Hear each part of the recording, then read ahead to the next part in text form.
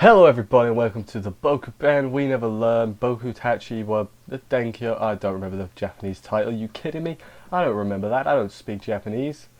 Anime review. That's what this is. Episode 12?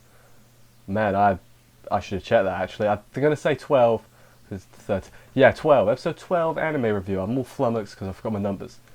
Yeah. This episode was pretty alright. And no sensei, so you know that's an immediate 0 out of 10. But you know, what can you do? What can you do? It was still alright. I feel like a lot of the episodes have been. It feels like, I know it's probably not, but it feels like it's been very Takemoto focused. The episodes, like just as a whole. Like if you look at it, like each character's segment, right?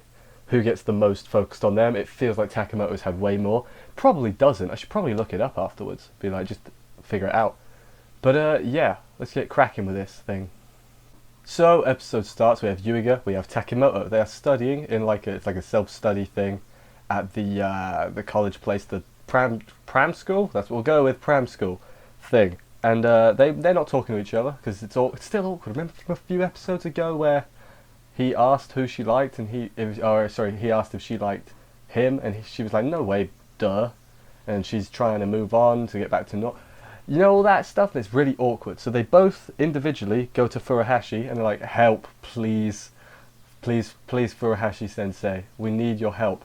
And Furuhashi's like, I don't know how she's got this reputation, by the way, of just she'll solve everyone's problems.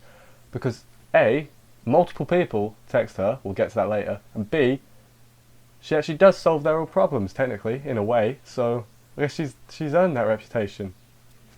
But I'm not sure how she got it in the first place. But then, basically, she says, have a conversation. Her advice to Takemoto, is just have a conversation.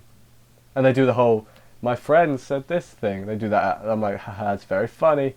You've done it about 17 times this series already. Stop it. I mean, running gags are cool, but like, they will wear thin, and this is like the thinnest of thin at the moment. So yeah, that's what I think about that running gag. Stop it. Their almighty plan is to go to the park where they are. You know, it's the scene was bizarre. So there's like a double-sided bench, right? A thing in the middle and then two seats either side. You got Furuhashi on one side in disguise, and then you got Takemoto and Yuiga on the other side, just not talking. And it was just the scenes, man. First off, let's start with Furuhashi's disguise. That's not going to fool anyone. You have blue hair. Nobody else has blue hair. It's just you. I know it's like anime, so is it actually blue? You know, logic, is that normal for anime? Whatever. She's got blue hair. Like, I'm seeing things, you know, they would look at that and be like, blue hair, that's uncommon. It's probably Furuhashi. Of course then, like, okay, I'm going to calm down from the disguises are always, like, I should realise by now, you know, after years, that disguises in anime are always 100% accurate. Like look at like Team Rocket. They've never been discovered. I mean, they have a couple times, but percentages and that. So she basically texts them both advice because she told them both, just text me if you need anything. So they're texting her.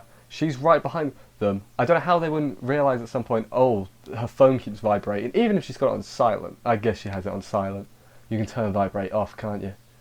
Yeah, that's probably what it was. I'm figuring things out. So she's texting them both advice. It's still awkward, so they keep texting her and stuff. Then she gets a text from someone else. I don't remember who it was. I think we've seen her before. She gets a text from her as well. And so then Furuhashi gets the text confused. She texts the wrong people wrong things. And then Yuiga ends up complimenting Takemoto's hair, which is in a ponytail. This is very very good. And then she's like, it worked out somehow. And then the next day, Yuiga goes to thank her or whatever. She's wearing a ponytail to try and impress him. It's subconscious. She doesn't even realise she's doing it, but she is. Which, to be honest, really like that. Because she still doesn't think, or she's denying that she likes him or whatever. But we all know she does, and it's fine. But the fact that she's put the ponytail, it's like little messages. I mean, it was really obvious. They really played it up, you know, with her twirling the thing or whatever. But it was still nice. I liked it. I thought it's more subtle than I thought this show would go. I'm gonna be honest. I thought this was gonna be in your face. I was gonna say in your face action, in your face fluff, and love pentagon, different thing. And yeah, that was basically the end of the first segment. Poor Furuhashi, everybody bothers her and she gets nothing in return. They made fun of her boobs as well, because she had fake boobs. I think, she's great. No comment about the boobs though. So second half of the episode, I hope you like Takemoto, because it's way more Takemoto. It's her swim contest, she won a thing, then it's a relay, I've got to make sure I check my notes. And they didn't win because they got disqualified because the stupid idiot jumped too early. I feel like it's a bit harsh to disqualify. Maybe make them get out and jump again. They would have lost anyway, but I feel like it's very harsh to disqualify them for a 0.5 second mistake. In Olympics or whatever, fine, but this is it's a school competition. It's not that big a deal. What do I know? I was terrible at sports, you could probably tell. So I don't know, that's probably a standard thing and I'm just overreacting. But then afterwards they're really nice to the one that screwed up. They're like, don't do it again, learn from this mistake and rise above it. Rise and be better. Something. I'm going to be honest, this little segment is gone from my memory essentially, so I'm relying on my notes. But yeah, way home, Yuiga was watching, should have mentioned that. Takemoto and Yuiga go home. They have a little moment on the way home and she's like, come hang out with me tonight. And then they proceed to cause many incidents and they're criminals now. So they break into their old middle school in the middle of the night. Yes, that's exactly what they did. They didn't just borrow the key, they didn't ask permission. Middle of the night, they went into the old middle school, which they're not affiliated with anymore. They broke in. Is your school left open? My school had a gate on it, which got locked. So madness, absolute madness. They reminisce a bit, and then they go to the swimming pool where she had a flashback of him. She says I suck at everything, so the fact that you're really good at something, you should be good at that.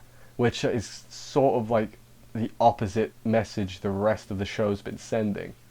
But whatever, because this was do what you're good at, and she's kept doing it and she's good at it.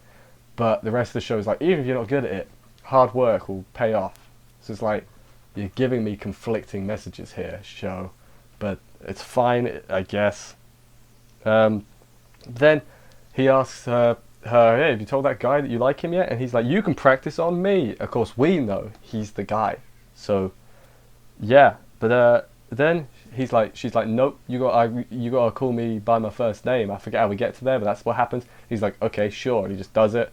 And she's like, okay, I really, really like you. She confesses. And he's like, good job. You weren't supposed to say me, though, because I'm not the guy you like. And then my notes say they fall in the water. They don't fall in the water. She pushes and then he grabs her and then they fall in the water. And then she almost drowns because he called her her first name again. So we had a confession, but not really. So, shenanigans. Yeah, I do. Quick side note though, these videos don't get that many views, so I consider doing it. But then I get likes. I get 6 views and 2 likes. So that's a third of the people watching that like it. So I'm like, that's a good average, I guess. Yeah, that's the. Even if this doesn't get, if this had 0 a view, if as one person enjoys it, I'll keep making it.